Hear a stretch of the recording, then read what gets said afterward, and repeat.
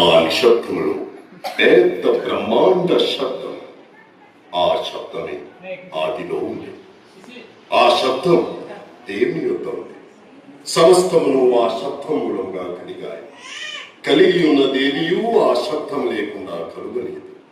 ఆ శబ్దమే దేవుని వాక్యం. ఆ వాక్యం యేసుక్రీస్తు. పొడిచేటి ప్రతి పొద్దులో క్రీస్తు ఉన్నాడు. కాచే ప్రతి వెన్నెల్లో క్రీస్తు వెలుగై ఉన్నాడు. యోహాను సువార్త 1వ అధ్యాయం 1 నుండి 3.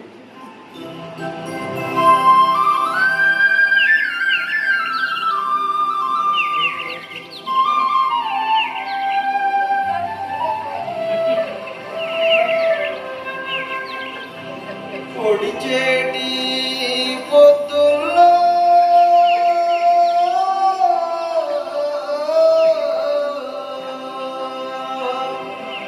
క్రీస్తు ఉదయిస్తున్నాడు.